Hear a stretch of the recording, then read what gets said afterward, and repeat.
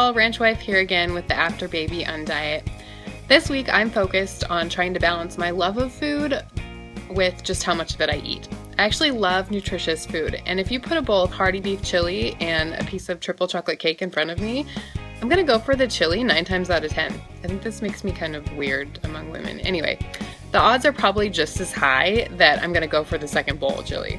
This does not really put me that far ahead of the chocolate cake lovers. Lately, I've seen over and over these cute little graphics slide across the social medias that say food is fuel.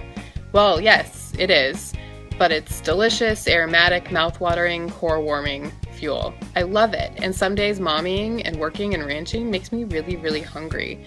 So Chef Kirsten, please show me some great ways to avoid overeating and eat even my healthy foods I love and undercutting my weight loss and energy goals.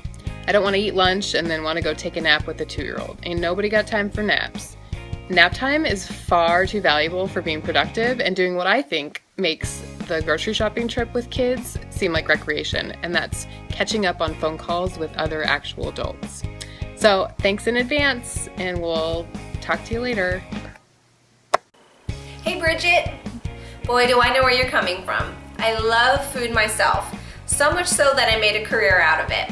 And my love of food was definitely a big part of my being over 100 pounds overweight most of my life. Here are some of the tips that I have for getting control over your love of food and eating the appropriate amounts to fuel your body, not weighing you down literally or figuratively. Number 1, plan out what you're going to eat and stick to it. Have your menu plan include your breakfast, lunch, dinner, and snacks, about what time you're going to be eating them, and try to stick to it. When you don't know what or when you're going to be eating, it's easy to keep munching mindlessly. Also, when you haven't eaten in a while, it's easy just to gorge yourself out of hunger. Also, if you make a recipe that includes several extra portions, delegate those extra portions to another meal or a snack. If that extra chili in the pot doesn't have a plan, it's easy to want to scoop out an extra portion. If you know that that's your lunch for the next day though, it helps to know that you can look forward to that.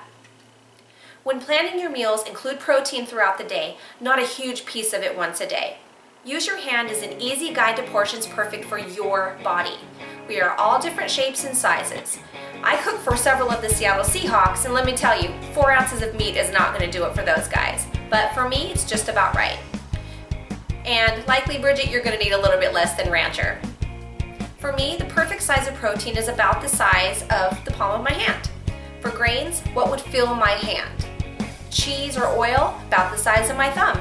Nuts and seeds, just about what would fit in the palm of the hand. Do this for a few days and notice how different you feel. I was shocked when I first started doing this. I actually felt good after my meals, not weighed down and like I had to take a nap. I grew up eating huge portions of food, then more than often sitting down to watch TV after. Which leads me to the next point. Move a little after your meal. Plan your meal so you have a little walk or some sort of activity after you eat, if at all possible. Walking just 15 minutes after eating helps blood sugar stabilization, and your body mobilizes glucose to the muscles, doesn't store it away. Beef protein, along with simple muscle firming exercises that any mom can do in just a few minutes, muscle helps burn more calories and helps protect your body from injury. Do some squats while you're cleaning up the dishes, anything like that. Something is better than nothing.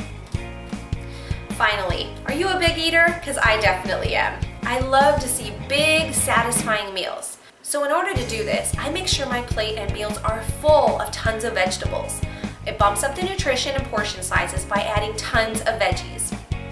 Here's a simple beef, vegetable, and lentil chili that is a great example of a proper portion size of protein, healthy whole carbohydrates, and tons of vegetables.